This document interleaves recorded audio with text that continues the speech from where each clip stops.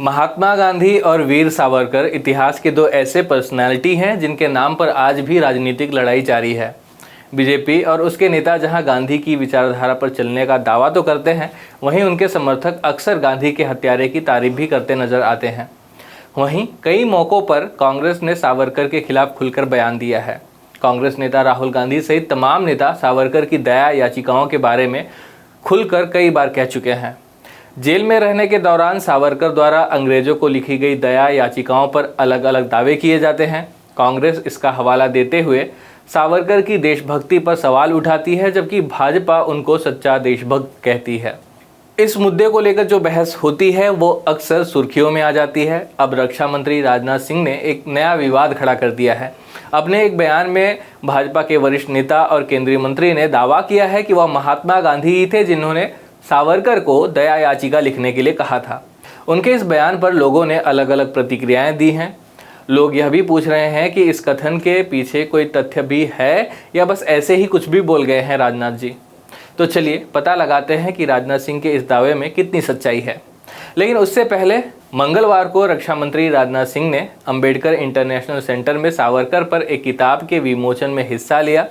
किताब Veer Savarkar, the man who could have prevented partition, Uday Mahurkar और चिराग पंडित द्वारा लिखी गई यह एक किताब है। इस कार्यक्रम में बोलते हुए राजनाथ सिंह ने कहा कि हिंदुत्व के प्रतीक वीर सावरकर ने महात्मा गांधी के सुझाव पर अंडमान जेल में अपनी कैद के दौरान अंग्रेजों को दया याचिका लिखी थी। सिंह ने कहा, सावरकर के खिलाफ झूठ फैलाया गया।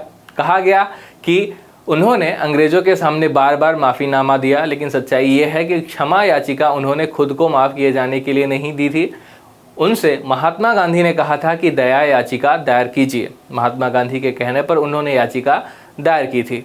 महात्मा गांधी ने अपनी ओर से अपील की थी कि सावरकर जी को रिहा किया जाना चाहिए। जैसे हम आज़ादी हासिल करने के लिए आंदोलन चला रहे हैं, वैसे ही सावरकर भी आंदोलन चलाएंगे। राजनाथ सिंह ने कहा कि सावरकर ने वास्तव में लोगों को गुलामी की बेड़ियों को तोड़ने के लिए प्रेरित किया और महिलाओं के अधिकारों सहित कई अन्य सामाजिक मुद्दों को उठाया और छुआछूत के खिलाफ आंदोलन किया। हालांकि देश की सांस्कृतिक एकता में उनके योगदान की अनदेखी की गई। आइए सुनते हैं कि उन्होंने क्या कहा। और सावरकर के खिलाफ झूठ फैलाया गया। बार बार यह बात कही गई कि उन्होंने अंग्रेजी सरकार के सामने अनेकों मर्सी पिटीशन फाइल की, लेकिन सच्चाई है कि मर्सी पिटीशन उन्होंने अपने को रिहा किए जाने के लिए नहीं फाइल की थी। सामान्यतः जो एक कैदी को पूरा अधिकार होता है कि मर्सी पिटीशन फाइल करना चाहे तो वह कर सकता है। महात्मा गांधी ने उन्हें कहा था कि आप मर्सी पिटीशन फाइल करो। महात्मा गांधी के कहने पर उन्होंने मर्सी पिटीशन फाइल की थी और महात्मा गांधी ने अपनी तरफ से यह अपील की थी। उन्होंने कहा था यदि सावरकर जी को रिहा किया जाना चाहिए, जैसे हम शांतिपूर्ण तरीके से आजादी हासिल करने के लिए आंदोलन चला रहे हैं, वैसे ही सावरकर जी भी आंदोलन चलाएंगे। यह बात महात्मा गांधी जी ने कही थी। लेकिन उनको बदनाम करने के लिए इस प्रकार की कोशिश की जाती है कि मर्सी पिटीशन फाइल की थी, उन्होंने क्षमा याचना मांगी थी, अपनी रिहाई की बात कही थी। यह सब सारी बातें बेबुनियाद और गलत। राजनाथ सिंह के इस बयान पर काफी बवाल मचा हुआ है। कांग्रेसी नेताओं और इतिहासकारों ने इसका विरोध किया है। कई इतिहासकारों ने इसे इतिहास को गलत तरीके से पेश करने का भाजपा का एक और प्रयास बताया, तो कुछ लोगों ने रक्षा मंत्री का बचाव भी किया। इतिहासकार एस इरफान हबीब ने मंत्री पर कटाक्ष किया और कहा, कम से कम अब तो उन्हें यह स्वीकार है कि सावरकर ने दया याचिका लिखी।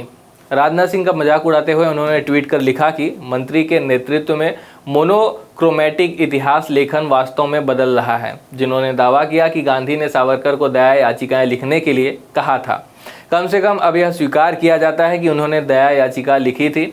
जब मंत्री दावा करते हैं तो किसी दस्तावेज सबूत की आवश्यकता नहीं होती है। नए भारत के लिए नया इतिहास।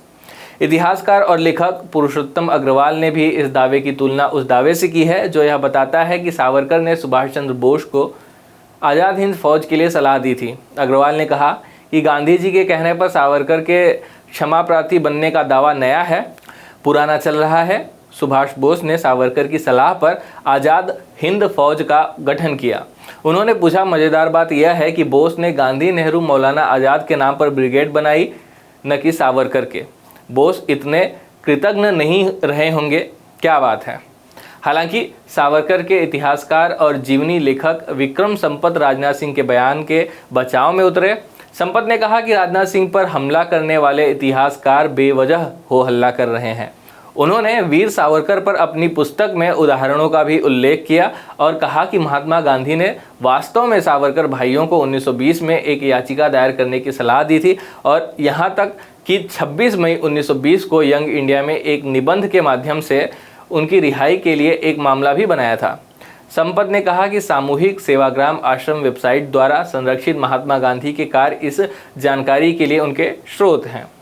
राजनाथ सिंह के इस बयान से विपक्षी नेताओं में भी हलचल मची हुई है। कांग्रेस के वरिष्ठ नेता जयराम रमेश ने गांधी की ओर से 1920 में सावरकर के भाई को लिखी उस पत्र को ट्वीट करते हुए कहा कि राजनाथ सिंह ने गांधी की लिखी बातों को ट्विस्ट दिया है।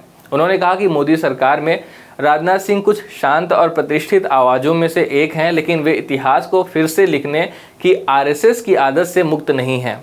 सीपीआई-एम ने एक ट्वीट में बयान की निंदा करते हुए कहा कि गांधी जी अपने जीवन काल में 11 बार जेल गए और एक बार भी उन्होंने दया याचिका नहीं लिखी, उन्होंने दया नहीं मांगी। वह सावरकर को दया याचिका लिखने के लिए क्यों कहेंगे? यह एक खुला झूठ है और इतिहास को मिटाने की कोशिश है। तो क्या राजनाथ सिंह ने जो कहा उसमें कोई सच्चाई है या नहीं?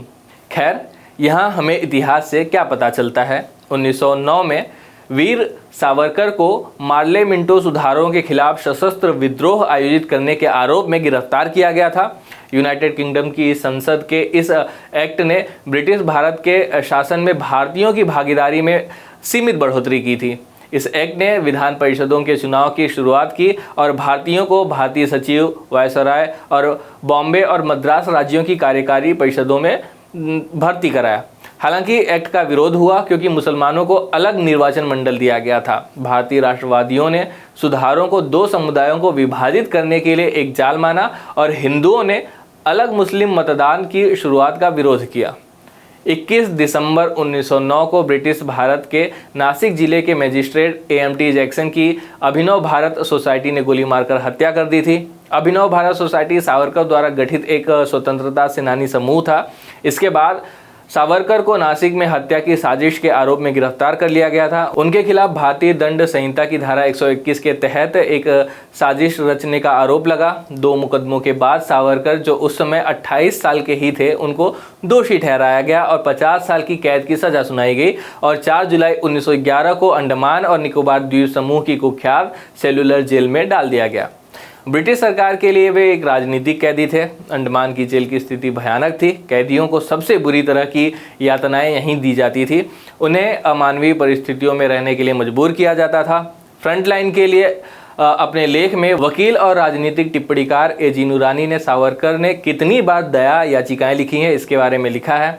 उनके अनुसार 11 जुलाई 1911 को सावरकर अंडमान पहुँचे और 29 अगस्त को उन्होंने अपना पहला माफ़ीनामा लिखा, मतलब वहां पहुंचने के लगभग 1.5 महीने के अंदर। इसके बाद 9 सालों में उन्होंने 6 बार अंग्रेजों को माफ़ी पत्र लिखे। ऐसे कई ऐतिहासिक तथ्यों के अनुसार महात्मा गांधी 9 जनवरी 1915 को अफ्रीका से भारत पहुंचे थे। यानी गांधी के भारत आने से पहले सावरकर ने 2 दया याचिकाएं लिखी थी। हालांकि दया याचिका पर महात्मा गांधी ने सावरकर के भाई के बीच कुछ चिट्ठियों का आदान प्रदान भी हुआ था। इसका विवरण गांधी आश्रम सेवाग्राम द्वारा प्रकाशित महात्मा गांधी के कलेक्टेड वर्क्स में उपलब्ध है। इसका जिक्र वॉल्यूम 19 और 20 में भी है। वॉल्यूम 19 के पेज 348 में महात्मा गांधी और सावरकर के भाई के बीच हुए पत्र व्यवहार का भी जिक्र है। इसमें सावरकर द्वारा लिखे गए एक पत्र के लिए महात्मा गांधी का जवाब भी है। पत्र में सावरकर के भाई ने गांधी को बताया था कि अमानवीय जेल की स्थिति और उससे सावरकर के स्वास्थ्य पर कैसे प्रभाव पड़ा। उन्होंने सावरकर को भारतीय जेलों में ट्रांसफ़र किए जाने के लिए गांधी के हस्तक्षेप की मांग भी की थी। एक हफ्ते बाद 25 जनवरी 1920 को महात्मा गांधी ने लाहौर से सावरकर को पत्र लिखा। उन्होंने लिखा, प्रिय डॉक्टर सावरकर, मेरे पास तुम्हारा पत्र है। आपको सलाह देना मुश्किल है, हालांकि मेरा सुझाव यह है कि आप मामले के तथ्यों को प्रस्तुत करते हुए एक संक्षिप्त याचिका तैयार करें जिसमें यह स्पष्ट हो कि आपके भाई द्वारा किया गया अपराध विशुद्ध रूप से राजनीतिक था। मैं यह सुझाव देता हूं ताकि मामले पर जनता का ध्यान केंद्रित करना संभव हो सके।